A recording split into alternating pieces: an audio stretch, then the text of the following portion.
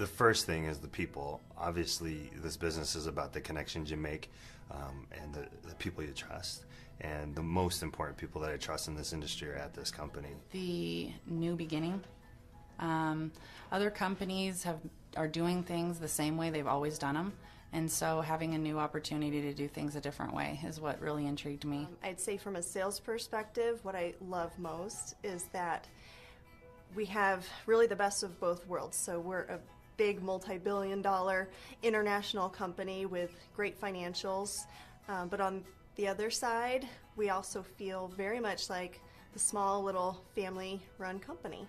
I like the safety of First American, but they've got a human side to them, you know, a little softer, gentler approach, and I really appreciate that, and they've really given me a great opportunity to go out and try and build something for them.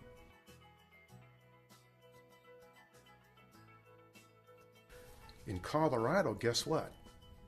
We're all local. There's 4 local underwriters, and together the other day we have almost 125 years of local underwriting experience in Colorado. And I tell that to people all the time, and that's really the big difference. We can make local decisions quickly to get that deal to the closing table. That's the big difference.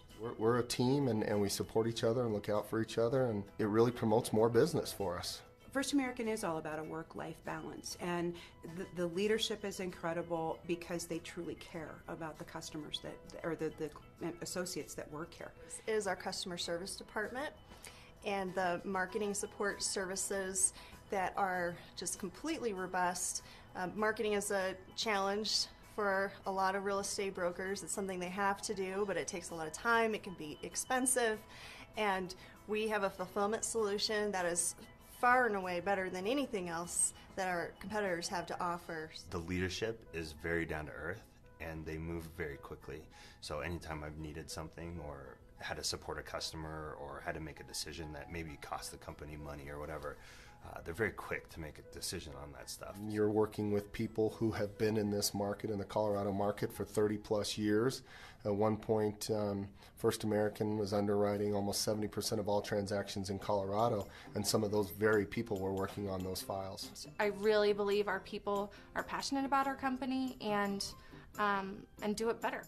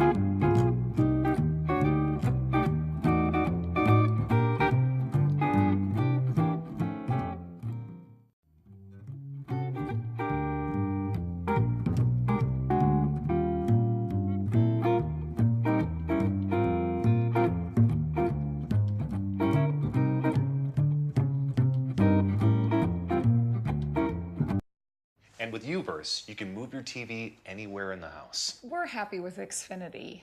Why would we move the TV? I don't know, but let me show you.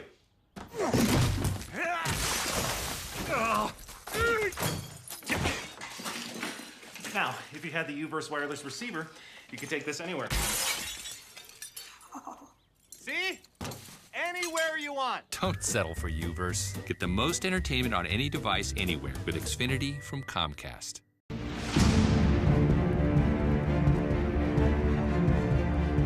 What if there was no car legal hotline?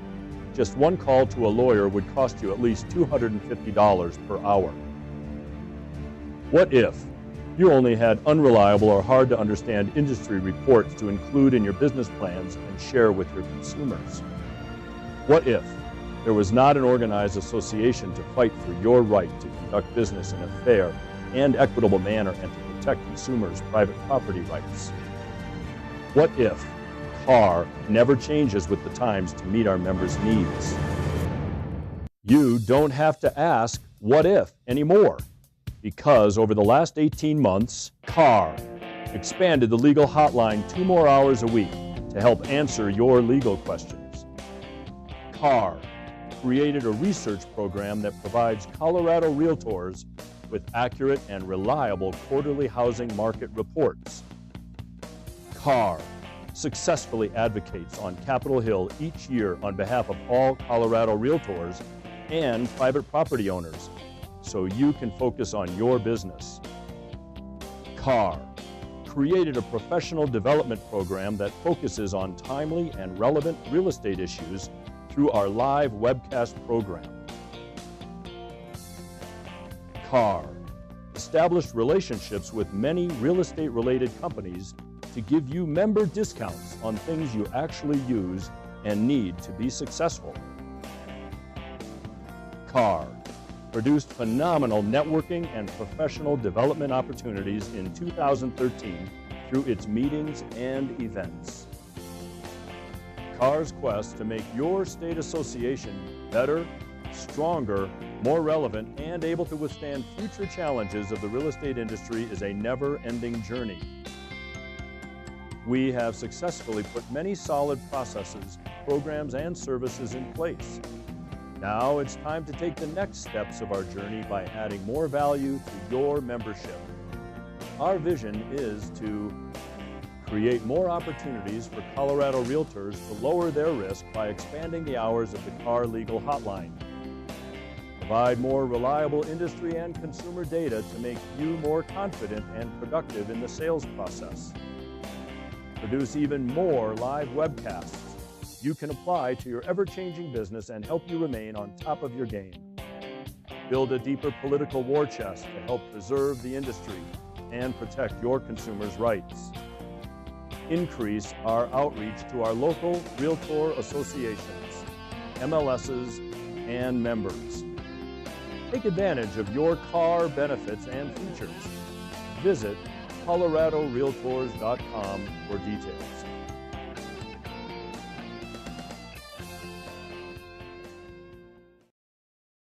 Who wants more peas? Go away. Oh, Daddy hates pop-up ads. Who wants Go more? away.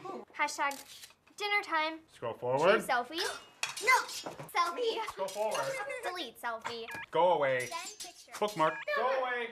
No, post photo. Scroll up. Scroll forward. Hashtag gravy. The First Bank mobile app. Technology has never been so easy. Good morning. I'm Julie Woodfin, Professional Development Coordinator for the Colorado Association of Realtors. Thank you for joining us today. Stephen Ross is here to share with us his 5 principles for success with a presentation entitled Doors Open When You Knock. But before we get started, I wanted to pass along a special thank you to First American Title for their support in presenting our webcast program.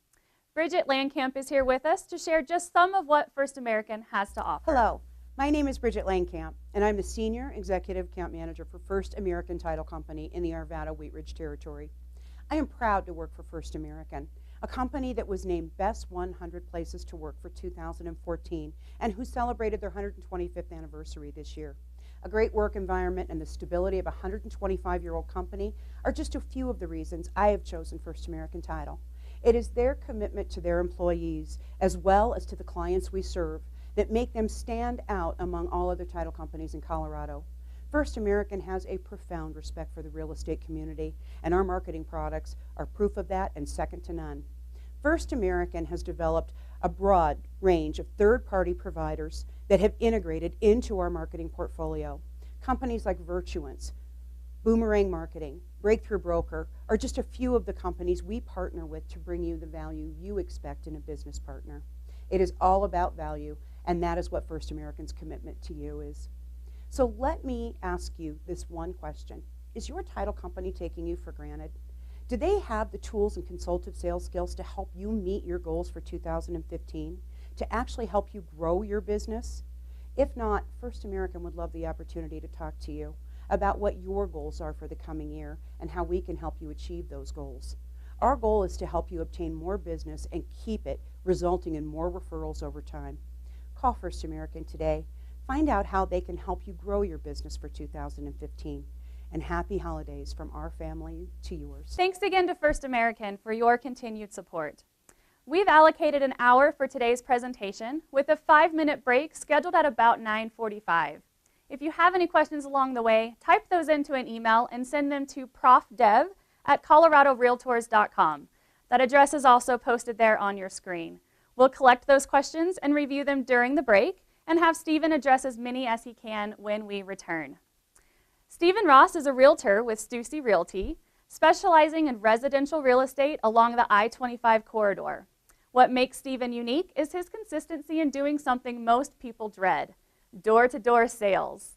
Stephen has personally knocked on 80,000 doors and counting.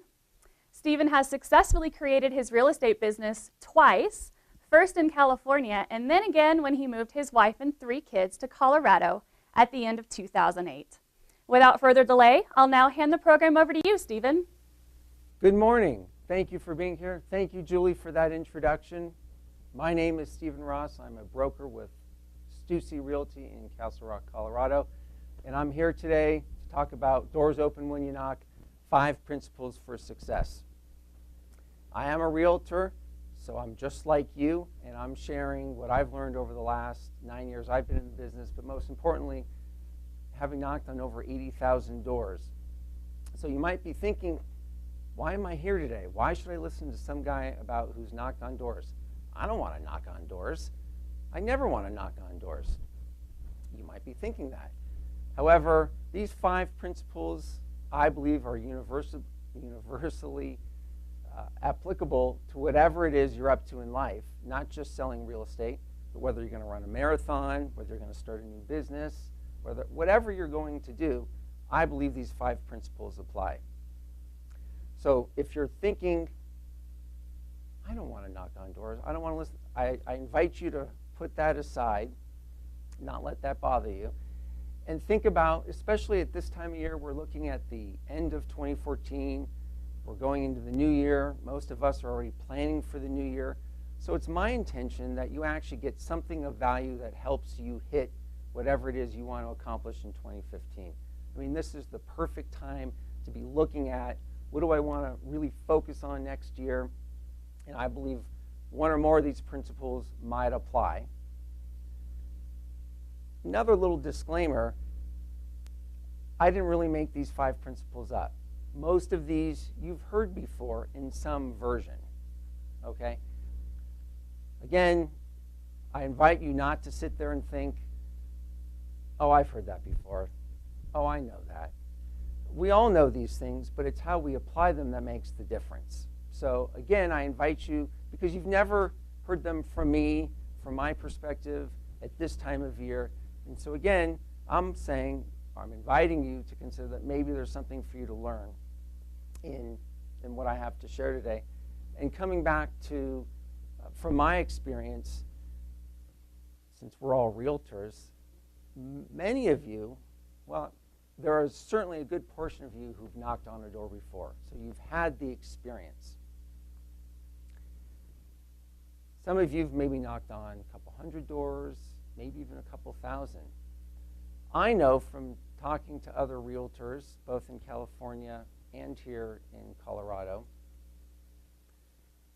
lots of us have tried it. We've gone out for an hour or two because we have an open house, and we've gone and we've made it through the neighborhood, and we knocked on 50 or 100 doors, and it took us a couple hours, and it was really awesome. And that is awesome, and that is awesome. I've knocked on 80,000 doors and counting. So if you do the math, that's a lot of hours. That's a lot of hours that I've been out at the doors. And you might also be thinking, that's insane. Why would anyone do that? But it's fun if you look at it that way. And I think from that experience is where this presentation comes from.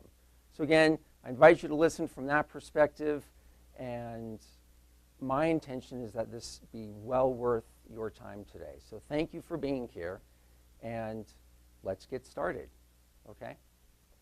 So as I said, there's 5 principles that I've learned, or I believe, that are certainly helped my success as a real estate agent, not just in California, but here in Colorado. The first principle is to have a daily goal. Now, we're all overachieving people. We're realtors, we're commission-based, we're self-starters. So we all know about having goals. Again, it's that time of year where we're setting goals. But a daily goal, how many of us sit there, answer for yourself, do you have a daily goal? If you have a daily goal, say yes to yourself. If you don't have a daily goal, say, I have no idea what he's talking about. No. Either camp. It's okay. So what do I mean by a daily goal, and how does this apply? We're all realtors. We're all in the business of selling houses. So let me give you an example of what I mean about having a daily goal. Let's say we want to sell 24 houses in a year. Okay? 24 houses in the Denver market is the average sales price is pretty high. That's a pretty good income. Most of us would be thrilled to sell 24. Sure, some of us would like to sell more. Some of us don't. It's irrelevant what your goal is, but for this example, let's say it's 24 houses. Well, that's only 2 a month. In fact, that's only 1 every other week. That's really not that hard. And you could say, well, that means every 2 weeks I need to sell a house. Let me give you an example of how we can get disconnected from our goal. Okay? Monday comes around. It's the new year. It's right around the corner. I want to sell 24 houses. It's January 5th or whatever the first day of the working year is. Weather's a little warmer. A-Basin got a lot of snow. I think I'll go to A-Basin. I've got 13 more days to sell a house. Go up to A-Basin, do a little skiing, get some runs in. Maybe if I have time in the afternoon when I get back, maybe I'll sell a house. Go up to A-Basin, come back, sit on the I-70 for 4 hours. Okay, well, there's tomorrow. Wake up Tuesday. Oh, wow, those moguls were a little rough. I need to go to the chiropractor today. That's what I need to do. I don't have time to sell a house. I have plenty of time. I'm just going to go to the chiropractor, get my body in shape, feel really good about selling houses. That's what I'm going to do today. Wednesday comes around. I'm feeling better. Oh, my daughter's sick. Oh, don't worry, honey. I'll stay home and watch her. Okay, you guys can see where I'm going, right? It's so easy to just let life get in the way. And we all have these examples of life, whatever your particular situation is. And if we take selling houses down to a daily goal, most of us know in order to get our real estate license, we got to take a test about who can actually buy real estate. My kids cannot buy real estate. My dog cannot buy real estate. But people can buy real estate. So I need to speak to people if I want to sell a house. Again, for this example, just bear with me. I need to speak to people. I want to sell 24 houses a year. It's 1 every 2 weeks. Let's say I need to talk to 100 people to sell a house. I work Monday through Friday. That's 50 people a week, 100 people every 2 weeks. That's 10 people a day. I need to talk to 10 people every day in order to hit my goal of selling 24 houses. I've now figured out that what I need to do every day is talk to 10 people. That's not too difficult, right? That's pretty straightforward, pretty simple. But again, most of us, and I certainly when I first got in the business, didn't relate to my goal that way. Again, by the way, this applies to any goal. If you're going to run a marathon, if you're going to swim, if you're going to do a triathlon or any other event, you have to figure out what you're going to have to do every day. Sticking with our example of selling real estate, we are using 10 people a day. Well, the next part of that question is, well, if I need to talk to 10 people a day, how am I going to talk to them? Well, there's your database. You can go out and meet people on the street. You can go to the mall and hand out your business card. Probably not against the rules. It's probably against the rules, but you could do that. For me, I found knocking on doors the best way to talk to people. And this gets into the question, why do you knock on doors? Well, when I got into real estate in California, I was with Coldwell Banker. It's an NRT Coldwell Banker, so we went through the corporate training, 2 weeks. And on the last day, they bring this guy in, and he's a real estate coach. He played football in the NFL, linebacker. He's pretty kind of big guy. He's pretty intense, not real friendly, kind of intimidating. And he said, real estate is a contact sport. You must talk to people. Knock on heads, knock on doors, pick one. And I thought, knock on doors? Man, this guy's out of his mind. I'm a UCLA grad. I've worked on Wall Street. I'm not knocking on doors. This guy's, forget him. I'm not doing that. This is when I lived in LA. In LA, I knew lots of people. I don't need to knock on doors. I'll just talk to people. Well, about 3 months later, I was out of people to talk to. So I thought, maybe I'll try this knocking on door stuff. Maybe he's got a point. I mean, in the end, that's where most of my customers are.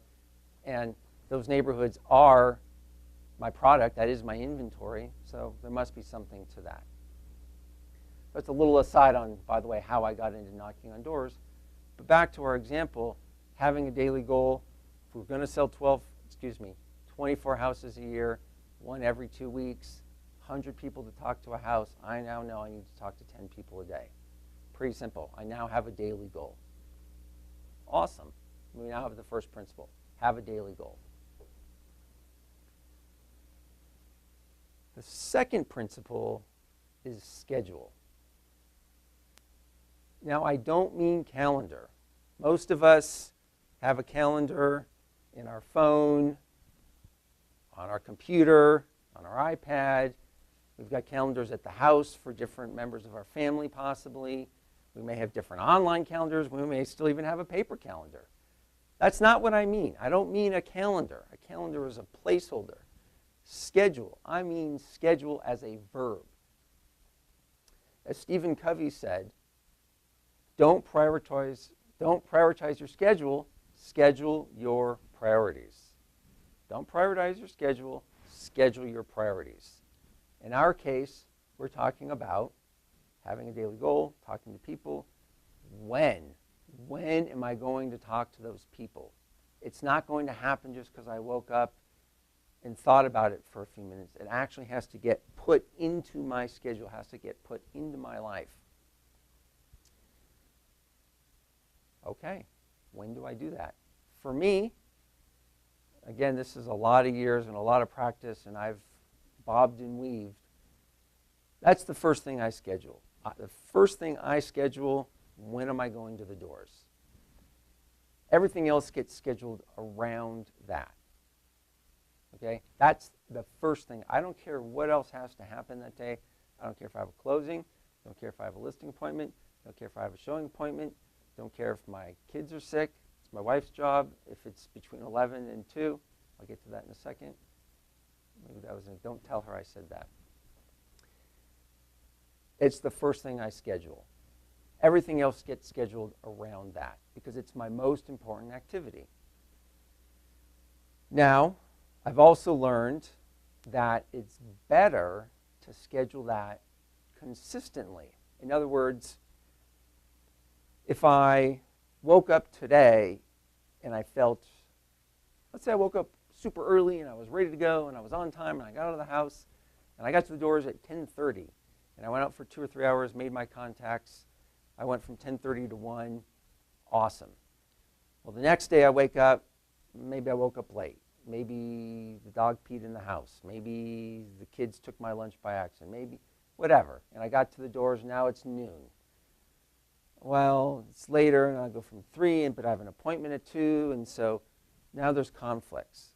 What happens, the way to avoid that is to make it the same time every day. 11:30 to 2:30 is when I go to the doors. Now, when people call me to set an appointment for something, I never accept appointments between 11:30 and 2:30. My transaction coordinator doesn't schedule closings or inspections during that time. My clients, half of which I've met at the doors, know I'm out there from that time, so they don't call. They know when I say I can't do it at 12:30, how about 3 or 3:30? That's okay. In fact, one of my clients earlier this year, they were a little older, so they didn't want to drive and meet me to a showing. They prefer I pick them up. No problem. They'd call. They'd say, we'd like to see this house. I'd say, great. Would you like to do it tomorrow? And they'd say, same time, 4 p.m., right? Right. You can train your clients to the schedule that works for you. Are there exceptions? Yeah, I mean, sure, every now and then a closing can only be done at 1 or 12:30, but for the most part, that's not what happens, right? A schedule defends against chaos and whim. I didn't make that up. I heard that somewhere. Don't know who said it, but a schedule defends against chaos and whim. My life is not chaotic because it's scheduled. So rarely do those things come up. You know, just most of you are thinking, well, what about that buyer that, you know, I get this call and it's a $2 million buyer and they can only go at noon. I've done that before. I've gotten the call for the $2 million buyer that can only go at noon. And I'll tell you that I'll go out at noon, I'll break my schedule, they don't end up buying, or it turns out they really could have done it another time. So for me, it's very rare to break my schedule. That's what works. As I said, a schedule defends against chaos and whim. My life isn't that chaotic. I love whim, though. I do. I love whim. As you can see, I've got an iPad, I've got my computer, I've got 2 phones, which I'll explain later. I've got a computer at the house and TVs, and if it plugs in and lights up, I'm in. I love that kind of stuff. I love nice suits and ties. I love nice clothes. And I'm a realtor, so I'm not in the office. I'm out and about. It's so easy to be driving down the street, you know. Oh, look, there's Micro Center or Best Buy, or I'm by the outlets, or what Nordstrom Rack, or whatever. It's so easy to just kind of turn right in and be distracted for an hour. So, but my schedule doesn't allow for that because I have to be at the doors. I have appointments usually after that. I usually don't have time to distract myself with that. Everyone with me, I think? You can't say yes, I can't hear you yet, but I think you are. Okay. We have a daily goal. We've scheduled when we're going to do it. Okay. The third principle, action. Well, yes, action. Really, it's to remove distraction. To act or action is to do. It's a deed. It's a performance. It's to perform something. It's not thinking. I'm not thinking about going to the doors. I'm not thinking about calling that person today. It's actually doing. It's actually doing. Again, for me, what I found, it's not that hard to actually do. What keeps me from the doing are all the other things, all the distractions. The things like going to Micro Center or going to a special training, or someone wants to meet for lunch, or whatever. We all have distractions. The kids want you to go to their performance, or your wife wants you to pick up something that can only be done at noon, or you need to go to the orthodontist and they can only see you at noon, or whatever. There's tons of distractions. And I believe that's what keeps us from being in action. And it used to be, before I really got in the habit of knocking on doors, I would, like a good realtor, supposed to call the people in your database. I usually had a database. But when I'd go to make the call, I'd think, oh, well, before I call them, I probably should look up to see if anything's sold around them, just so they know. So that takes 5-10 minutes. And then while I'm looking that up, you see the banner ad for something. So I click on that, and 25 minutes goes by and I haven't made a call. And that's a lot of what making calls was for me. It was very hard for me to remove the distractions. It was not effective. the doors, that's different. When I'm at the doors, there's no iPad, there's no computer. This is my work phone. This isn't with me at the door, so I'm not getting texts and calls from people. And the only phone I have is my personal phone for family emergencies. So really, when I'm out, I have an emergency phone, but that's it. There's none of that internet stuff. There's nothing distracting me from the doors. Well, there are a few things. And as Tom Kite, the former PGA #1 golfer, he was golfing in the 90s for you younger folks. He was a really good golfer. And he said, you can always find a distraction if you're looking for one. You can always find a distraction, even when you're going to the doors. And I've taken this to some it's insane, kind of the way I approach my days. You're going to get a little insight and you're going to think I'm nuts, but it works. And I think you'll get the principle and you apply it however you want for yourself. There's not a lot of distractions at the doors, but there are distractions to get myself to the door. So in the beginning, I wasn't as good, and I was still new, and I was still figuring it out. It used to be, well, I don't have the right materials. I better go back to the office and work on my postcard so I know what to leave. Or I pull up to a neighborhood ready to go, and then I see some other religious solicitors. And, I don't want to do that. I don't want to follow them. That's too hard. I'll go somewhere else. But then I don't have a postcard for wherever I want to go. So maybe I just won't go today. That was kind of the beginning. But I got much better at it, and it became masterful at removing all the things that distract me. So what are the things that can distract me from the doors? Shoes, materials, having something to eat, and where to park. And I know you're like, what are you talking about? Let me explain. Shoes. These are Bally loafers. They look really good with my suit. They are not good door-knocking shoes. In the beginning, I tried everything. I tried Ecos and loafers and ties, and I've tried them all. I found, well, if you want to, I use Clarks, in case you wanted to know. Not that it really matters. I use Clarks. They're super comfortable. And I have 2 pairs. I have black and brown, and I leave them in the trunk of my car. So I always have shoes. I'm not walking for 2 hours with blisters. That's not a problem anymore. And I always have my shoes because they're always in my car. Solve that problem. Materials. I used to obsess about, having the right thing. It doesn't matter. It doesn't matter what you have. Go. Or whatever you're going to do. It doesn't matter. It doesn't matter what I have. A simple business card. We all have business cards. A business card will work. If you're a little better, a little more proactive, maybe you have a notepad. Everyone loves notepads. So you have a business card and a notepad. And if you're really on it, bring a printout or make some quick little flyer, print it out from the MLS of some comparables or some other recent stats. Really, all you need is a business card. Notepads are just as great. They're always in the back of my car. Again, check. I think that was backwards. Check. Done. I don't have to worry about it. I know what I want. I know what I need. It's in my car. I don't have to think about it. I don't get to the doors thinking, I don't have what I need. I have my shoes, have my materials. Took care of those. What do I eat? If you're out for a couple hours, get hungry, get thirsty. That used to be a problem. Fortunately, when the market tanked in 2007, it was kind of this double bonus because trying to save money, I stopped eating out, so I started packing my lunch. What I also found, I always had my food with me. I didn't have to go anywhere in between the doors or after to find food. I had it, so I started packing and preparing my food. So I always have snacks in the car and water.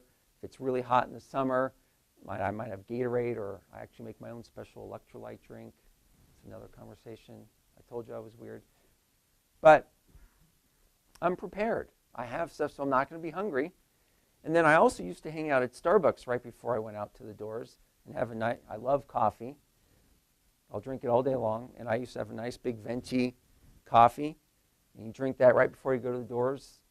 But, you know, if you drink a large coffee right before, what happens an hour or two later? Right? You need a restroom. Well, there's no restrooms out in these neighborhoods. I mean, there's restrooms, but I don't think people, it's bad enough getting people to open the door. I don't think they want me coming in, hey, can I use your restroom for a minute? So scratch that. I don't do that anymore, so I don't have to go to the bathroom in the middle of my knocking. I mean, I know these are silly, maybe even stupid things. You might be thinking that's ridiculous. But the mind wants to take, well, I'll speak for myself. The mind wants to take me out. It wants to give me an easy way out of what I said I was going to do. And lastly, where I park. I purposely park, well, I don't park in someone's driveway, and I don't park in front of someone's house. That's just rude. But aside from the summer, where I'm strategically looking for shade, so my food stays nice and fresh, I'm looking to park so that it's going to take me at least an hour, hour and a half, maybe 2 hours to get back to my car. I don't want to make it easy for me to come back and check my phone or spend too much time eating and drinking. I'm pretty skilled, and this is a pretty strong habit, but I'm human, and I don't want to make it easy for myself. So I make it harder for me to come back. Again, I've been doing this a long time. I know how long it's going to take me to get to so many doors. But I do that on purpose because, you know, you walk up a street. I don't zigzag. I walk up one side and back the other. And if somebody yells at me at door 30, I got to keep going. I'm not going to just walk back to my car with my, oh, poor me. I'm not going to do that. I'm going to put my big boy panties on. I'm just going to keep on going. I got to get all the way around and all the way back to my car. And most people are pretty nice anyway. Every now and then that happens, maybe a couple times a year. But the point is it keeps me out. So, I mean, these are all little things. If I was really committed to being on the phone, I could do the same thing, right? I could do that. It's just not my thing, but you could for yourself or whatever it is for you. When it is a weather day, like it was last week and it was subarctic, you know, I still needed to make my contacts. I still needed to talk to people. For me, the way I do it is I come up with a list of people to call and I go park somewhere, usually in front of Starbucks, because I want a hot coffee, but I can't go in until I've made all my calls. It's just a little cheat sheet.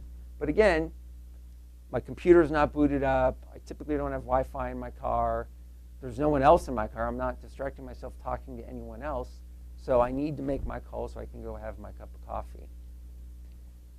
The point, be in action, remove all the things that take you out. Okay? Point 4, principle 4, accountability.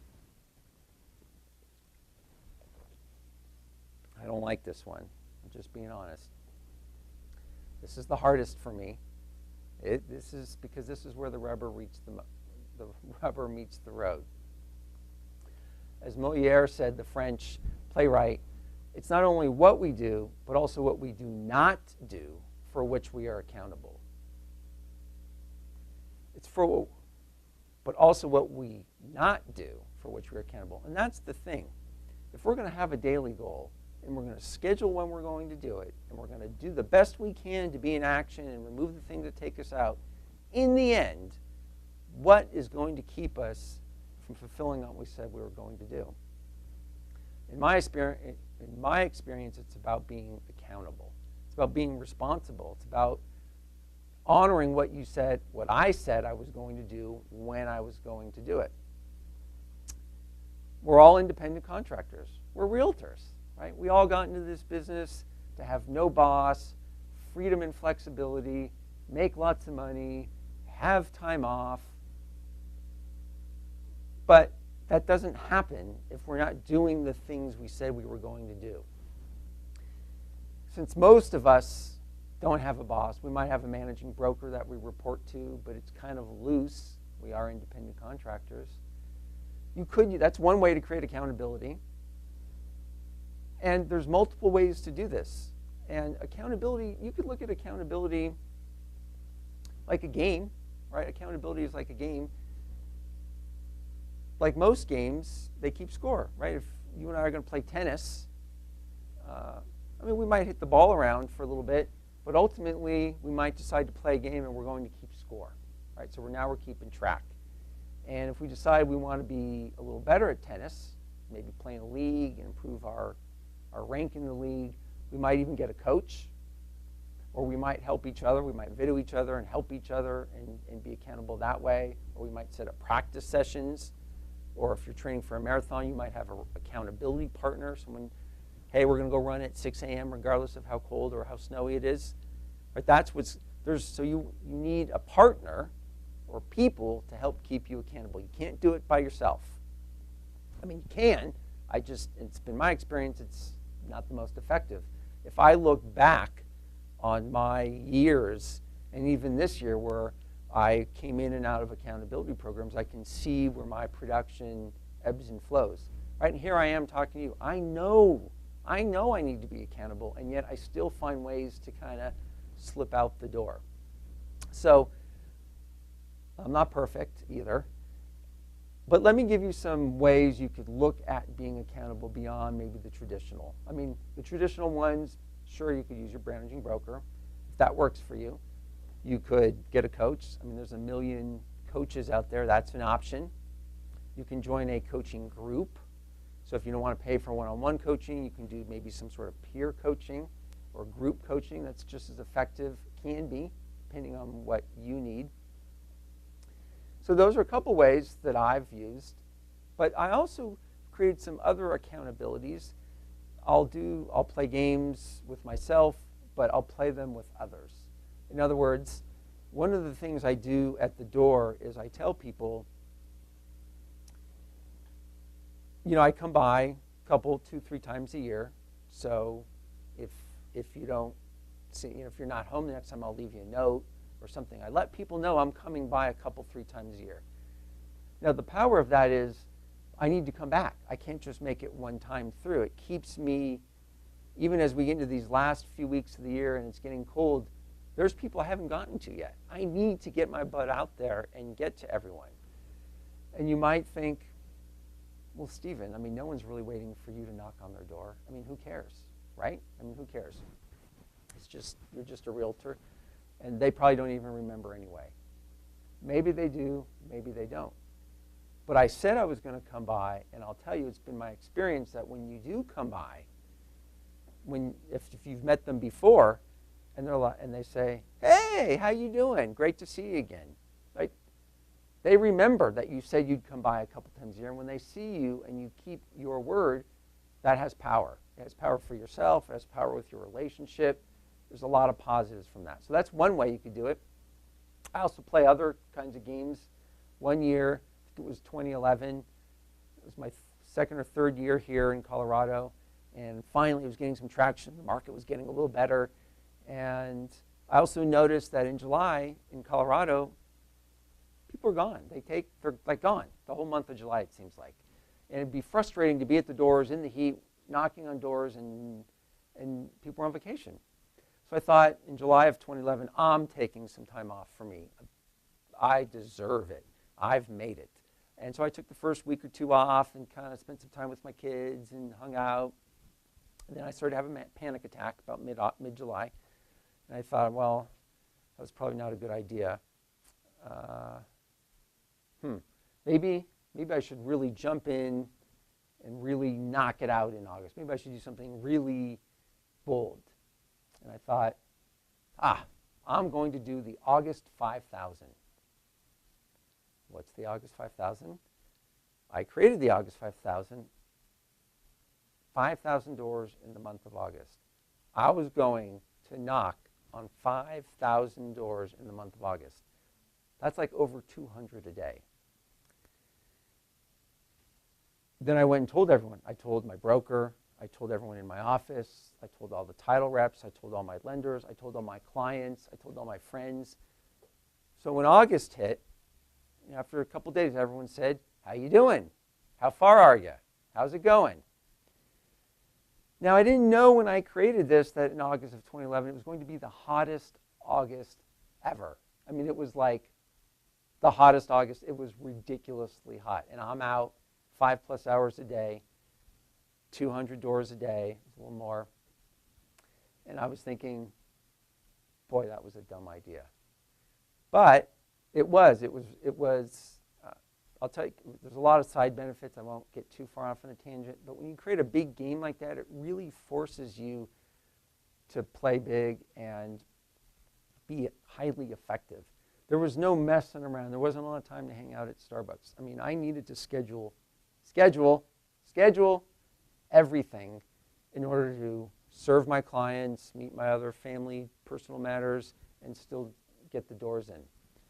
Now, I only got to 4,600 and change. I didn't get to 5,000, but that's not really the point. The point is it was a big game. I had lots of people listening for my success. So there's lots of ways to create accountability. And if you do the first three things, if you have a daily goal, if you schedule when you're going to do it, if you stay in action and remove the distractions, you need to be accountable in order to really let those first three sink in. Okay, I think we've beat accountability here. The last principle, mindset. Mindset. Setting your mind straight. Real estate, I don't know too much about other businesses anymore. We know in real estate, it's a simple business. It's a simple business, but it is not easy. Right? This is not an easy business. Everyone thinks it's easy from the outside, but we know it's hard. And mindset is what keeps you, it's what keeps you calm when you get those crazy phone calls or those crazy things in a transaction. Or if you're in a slump, or even if you're riding a strong wave, right? Because then the chaos sinks in. You're like, oh my gosh, how am I going to handle all this business and blah, blah. But it's your mindset that keeps you straight and narrow through all that. You know, just the other day, I spend a lot of time in the morning journaling, reading, gratitudes. We'll talk about that in a second. I spent a lot of time in the morning and got my mind set and got out for the day, did some things, opened my email, and boom, get this email, wants to derail me for the entire day. Right? I just spent all this time getting my mind set, and yet here I am, the very first thing, and I feel like, just pulling what's left of my hair out. I'm not going to talk a lot about mindset because I'm not the expert. I mean, there's a million books, seminars, videos. There's a million of them. And I'm not the expert, and you probably all have some version of things that you like to do to work for yourself. But I want to just stress the importance of doing something. If you're not actively reading, if you're not subscribing to some email blogs that come to you daily, if you're not doing something, I really, really, really invite you to pick something. If you want to speak to me offline, I'll give you some of the ones that I've been using, some of my favorite books that I look to for inspiration. But I can't stress it enough. It's super, super important. And I'm not going to tell you how to do it or what to do, but I just invite you to consider that if you're not already. But let me just mindset has lots of different layers, and again, I'm not going to beat this. I'm not the expert, but in my experience, this is something that also helps, and that is, kind of how you view yourself in your business is also part of your mindset. Who you are and what you're out to do and your purpose. Because if you're clear on those things, it also helps you in your overall mindset and your effectiveness.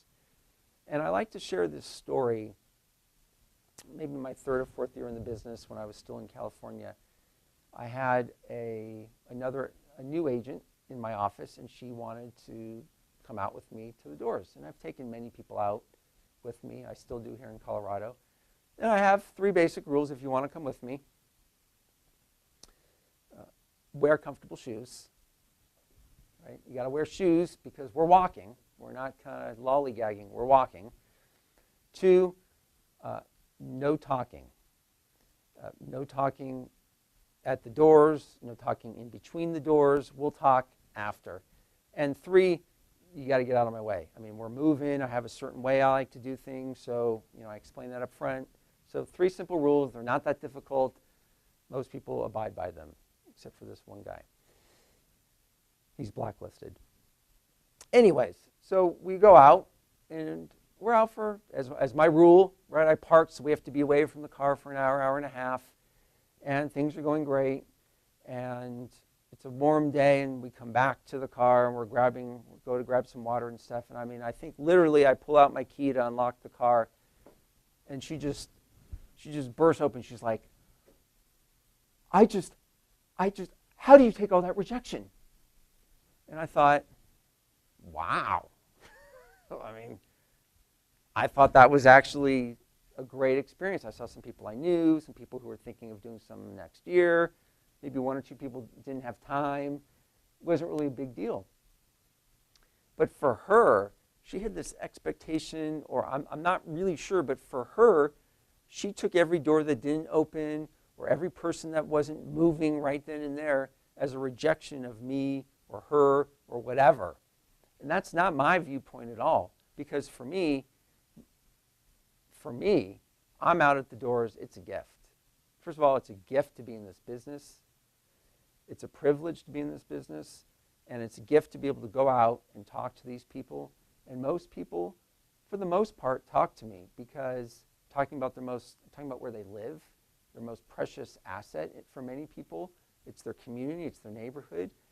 I'm not real obnoxious about it, and my purpose in being there, sure, I'm looking for an opportunity to do business, but I'm there to make a difference for someone so that they leave with a smile thinking, wow, I'm glad Stephen stopped by today.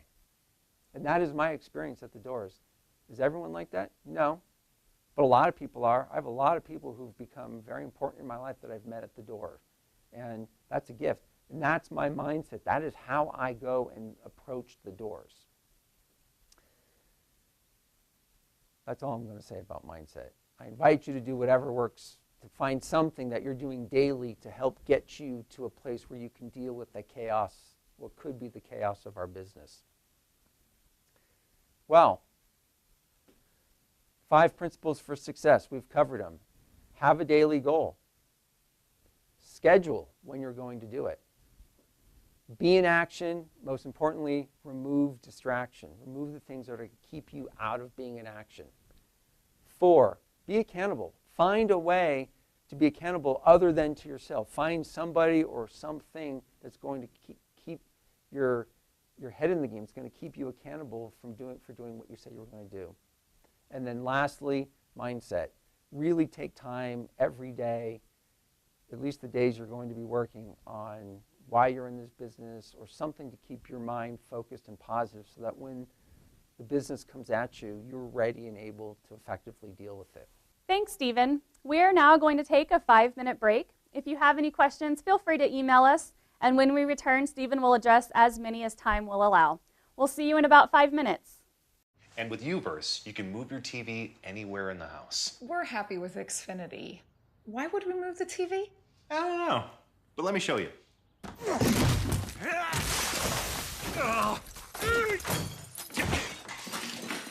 Now, if you had the Uverse wireless receiver, you could take this anywhere. See? Anywhere you want. Don't settle for Uverse. Get the most entertainment on any device anywhere with Xfinity from Comcast. Who wants more peas? Go away. Oh, Daddy hates pop-up ads. Who wants Go more? away. Hashtag dinner time. Scroll forward. Choose selfie. No. Selfie. Go forward. Delete selfie. Go away. Send picture. Bookmark. Go away. No, post photo. Scroll up. Scroll forward. Hashtag gravy. The First Bank mobile app. Technology has never been so easy.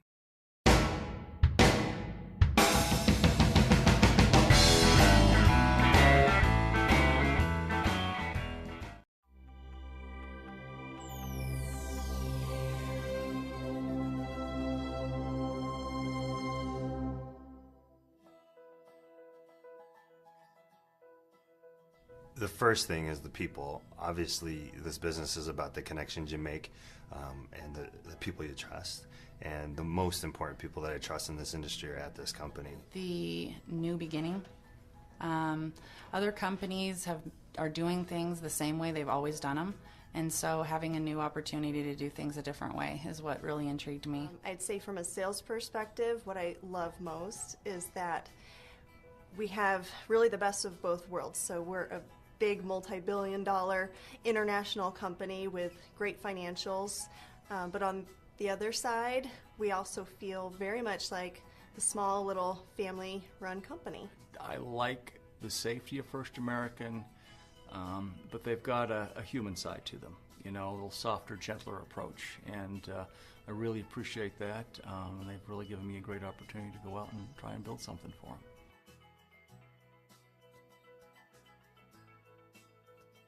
In Colorado, guess what?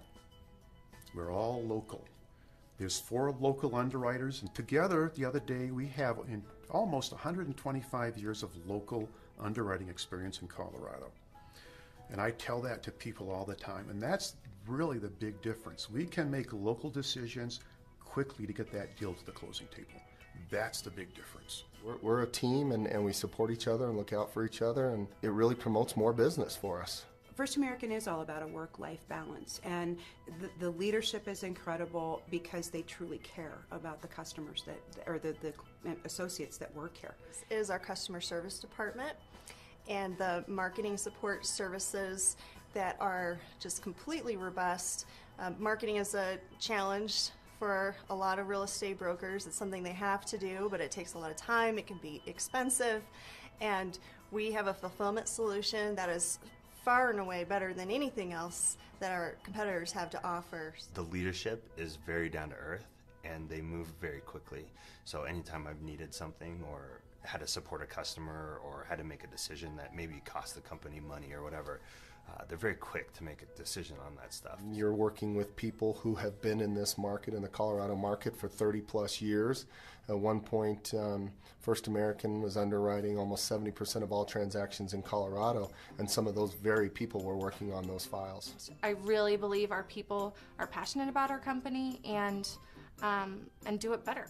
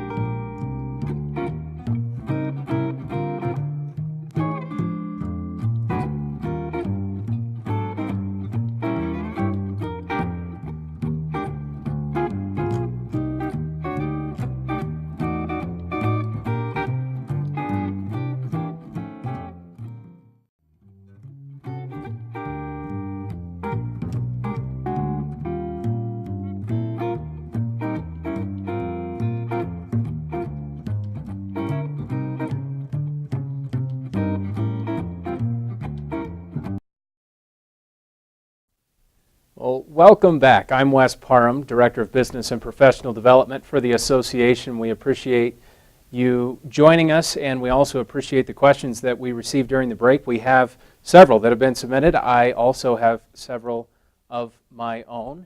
And Stephen, we're just going to kind of jump in here and lob some at you. So beginning with marketing materials, do you carry materials with you? And I guess to a broader question, what do you leave at the door, whether or not you talked to a homeowner or whether or not they weren't home and you just left some information on the doorstep?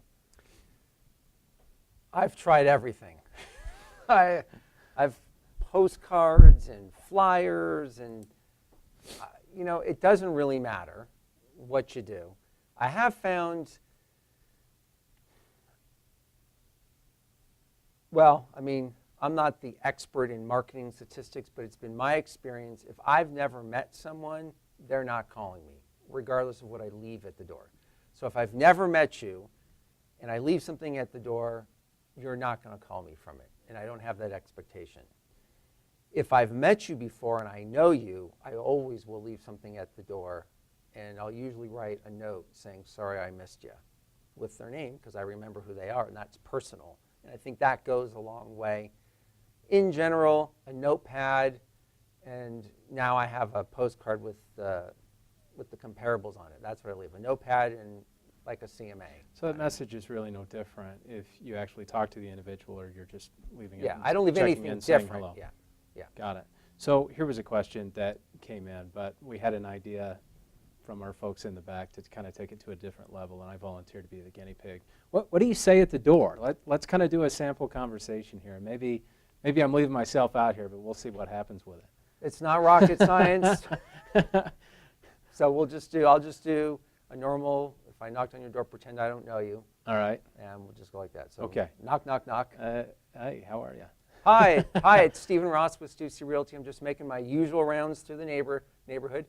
Any real estate plans for you this year? No, not at the moment, no. Oh, great. So how long have you been here? I've been here about 3.5 years. Okay, awesome, yeah. Where did you move from? From further north in town, yeah. So in Colorado? In Colorado, yeah. Yeah, okay, great. And, I mean, this is a great neighborhood. How did you end up in this neighborhood? For us, it was a little bit closer to work. It reduced the commute a little bit. We have a little one at home. It's a good neighborhood for small families. It's walkable. Yeah. And there's just a lot to do, especially in the summertime. Sure. And if you were to move in the future, where do you think you'd go? Not quite sure. It's not really on the agenda yet. We haven't really talked about it.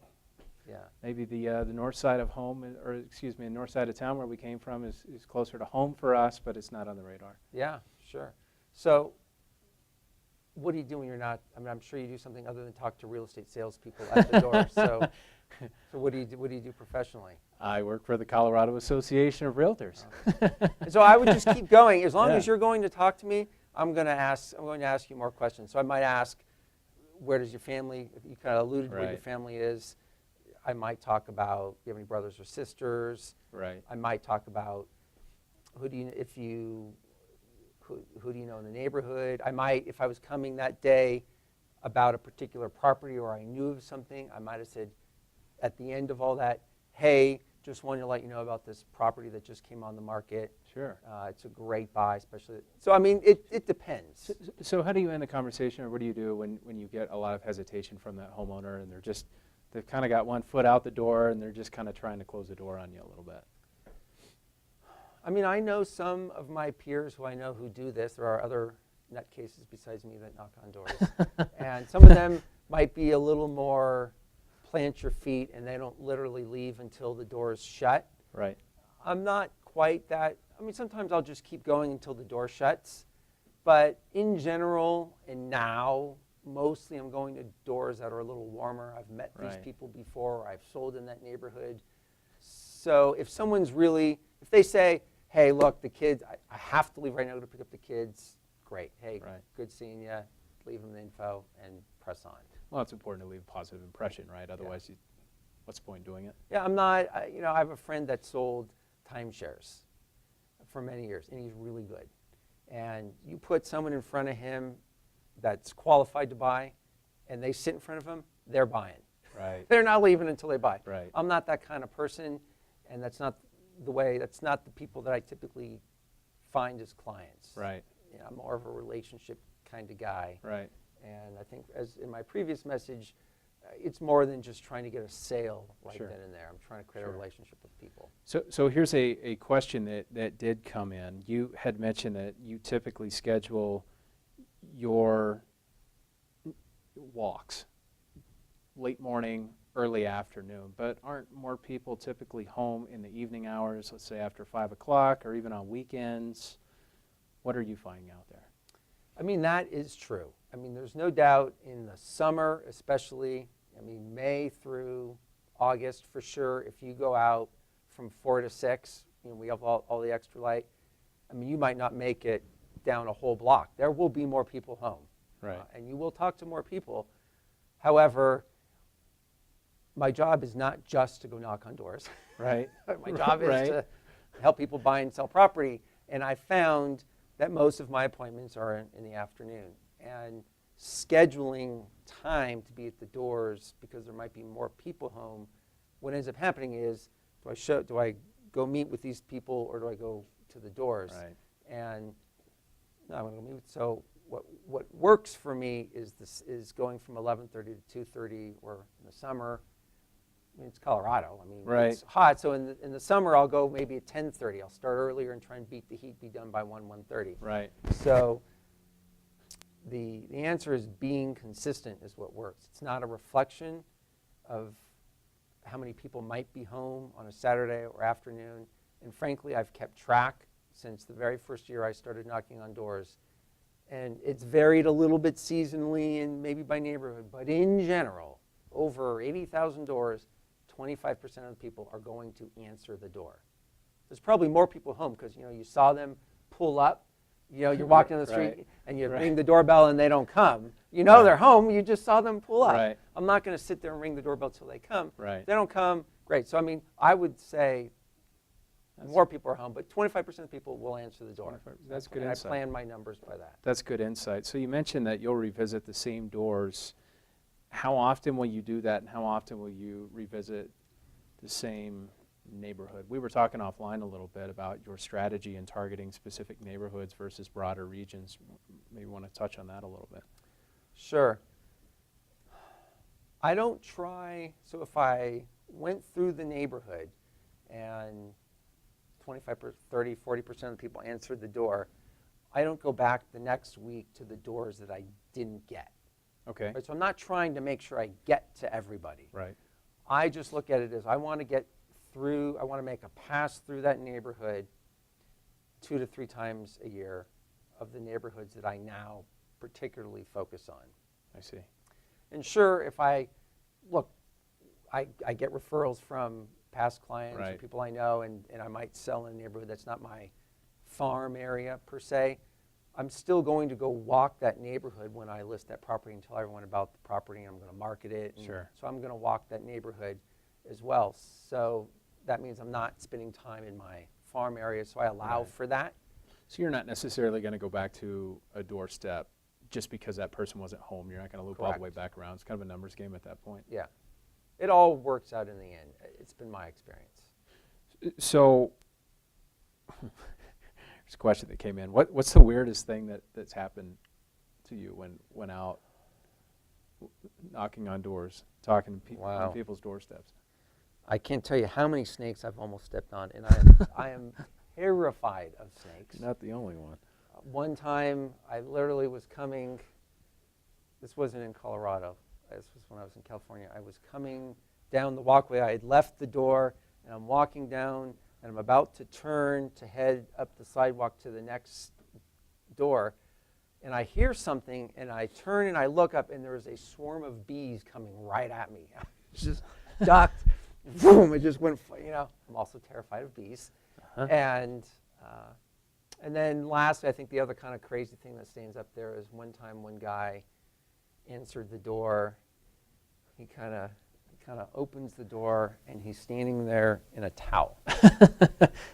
And I thought, well, have a good day. Yeah, I mean, what do you say? Hello? Yeah. He just immediately shut it. I was thinking, who did he think was coming to the door? I mean, really. He's probably not in the mood to talk about real estate at that point anyway. He was not. So are there folks in those situations, maybe that's a good segue, that you just have a bad experience and that you feel it's not worth getting their contact information? Yeah, I'm not trying to get someone's contact info. That's not my goal. If someone wants to give it to me, great. If they don't, fine. I'm not looking to, beat them into submission. And I'm not a great follow-up person. Some people are really good at follow-up. I'm not. I'm good. And I pretty much tell people, I'm not going to, so if you had said in that role play, and it's November, and you said, next summer when my wife is done teaching and we're going to reevaluate the following year, that's a long time away. Right. A lot can happen. And I might probe to see how real that is. Otherwise, I'm going to say, here's my card. I'll probably see you before then, but if something changes, call me. Right. So I'm not going to call and pester you. If you want me to have your info, I'll take it. But call me if something changes. Otherwise, I'll see you next time. I really kind of want to put the onus on them to call me. So what's kind of your system for keeping track of notes, for my preferences, my situation, my potential change in my situation? I mean, I will, if you did say that, I would put you in my database, and I'd flag you as a someday maybe, or some version of that, and you would go on a mailing list. So you would get a piece of mail on a semi-regular basis. So in case you lost the card and something happened, you'd still have a way, oh, that's Stephen. I probably should call him, maybe. Right. But I just, yeah. Do you have methods of getting that contact information? No. If people are reluctant to do it, you just kind of move on? No. Leads? Yeah, I mean, I don't have time to do a lot of follow-up with people who aren't looking to do something right now. That's a good point. How do you handle no solicitation signs? That's a good question, whoever asked that. I mean, I know for some people, they don't care what's there. They just go knock on every door. I've had different experiences. I mean, I've gotten to meet some amazing people who've become clients, and there's a no soliciting sign. Right. And I've knocked on doors where there's a no soliciting sign, and people lose their mind. Can't you see? Sign, no soliciting. Oh, I'm so sorry I didn't see it. I mean, what do you say? Right. And so it kind of depends on the neighborhood. I will tell you there are certain neighborhoods in certain parts of town that are fanatical about their no soliciting sign. Now, if it's worn and you can barely see that it says no soliciting sign, you didn't see it. It's probably not important to them anymore. Well, but when that's it's true. shiny and That's a good point. polished Yeah. and sitting right at your eye level, it's usually an indication they don't want to talk to you. That's a good point. I'm not saying anything that no one else knows Yeah. about, right? But culture is different in every neighborhood that you come across. So has there ever been an instance where, and this was actually a question that was asked, where someone called the police because you were out kind of scaling the neighborhood? I was not scaling the neighborhood. I was just All right. Wrong term there. I was not scaling the neighborhood. However, there's been times But that where was people- their accusation. Yes. All I right. mean, there was one time in Douglas County where there was a neighborhood that had some burglaries maybe a month or two ago. Right. And so I think someone had called the police not knowing Right. who I was maybe. Of course, there was a fellow realtor in that neighborhood. As the police stops me and he's talking to me, of course I asked him if he wanted to buy or sell a house. Can't not. He's a Can't miss contact. an opportunity, that's right. A fellow realtor and someone I had just done a transaction with is driving past, yelling to the cop, "He's below, get him, arrest him." I was like, thank you. So that was kind of just added to people in the neighborhood know me, so it wasn't really an issue. Well, but I can understand from the person's point of view. That's a key point. You wouldn't be doing it if you weren't being a professional about it, getting to know the folks in the neighborhood, and talking about real estate. Right? I mean, it hasn't happened, a couple of times in 9+ years. It's just 80,000 doors, it might happen once or twice. Yeah. So here's the bottom line question.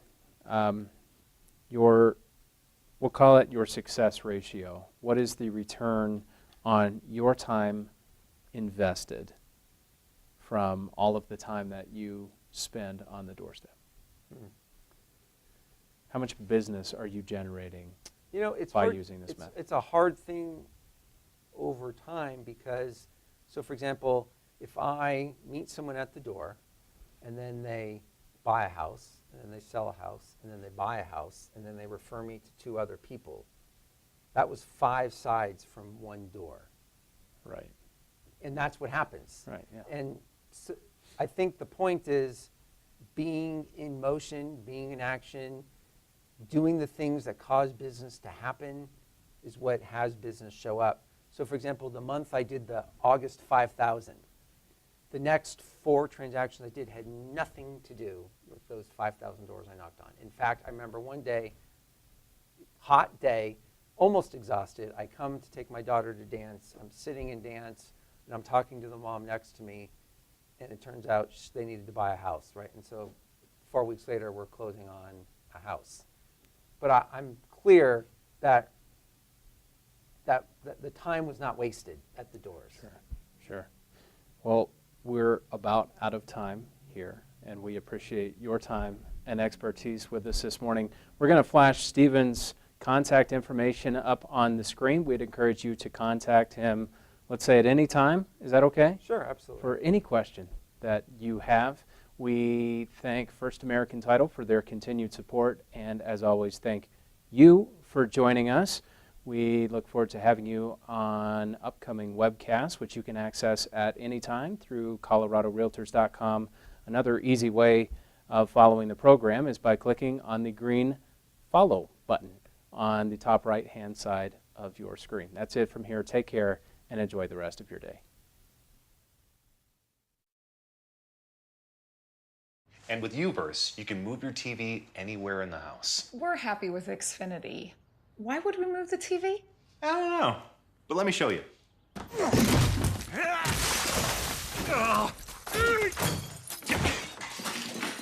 Now, if you had the Uverse wireless receiver, you could take this anywhere. See? Anywhere you want. Don't settle for Uverse. Get the most entertainment on any device anywhere with Xfinity from Comcast.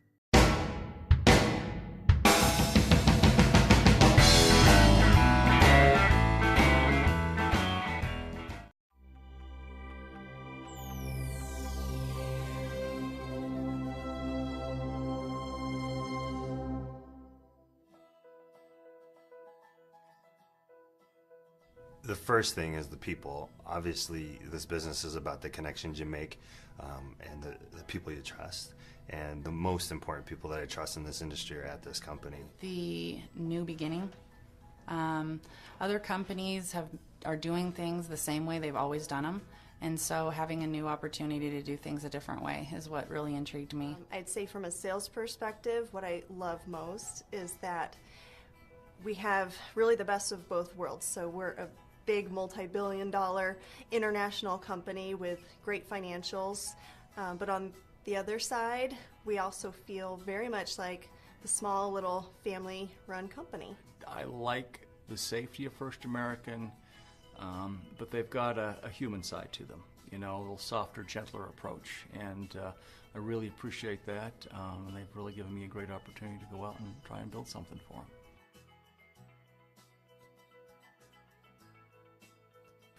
In Colorado, guess what? We're all local. There's 4 local underwriters, and together the other day we have almost 125 years of local underwriting experience in Colorado. And I tell that to people all the time, and that's really the big difference. We can make local decisions quickly to get that deal to the closing table. That's the big difference. We're a team, and we support each other and look out for each other, and it really promotes more business for us. First American is all about a work-life balance, and the leadership is incredible because they truly care about the customers or the associates that work here. This is our customer service department, and the marketing support services that are just completely robust. Marketing is a challenge for a lot of real estate brokers. It's something they have to do, but it takes a lot of time. It can be expensive, and we have a fulfillment solution that is far and away better than anything else that our competitors have to offer. The leadership is very down to earth, and they move very quickly. So anytime I've needed something or had to support a customer or had to make a decision that maybe cost the company money or whatever, they're very quick to make a decision on that stuff. You're working with people who have been in this market, in the Colorado market, for 30 plus years. At one point, First American was underwriting almost 70% of all transactions in Colorado, and some of those very people were working on those files. I really believe our people are passionate about our company and do it better.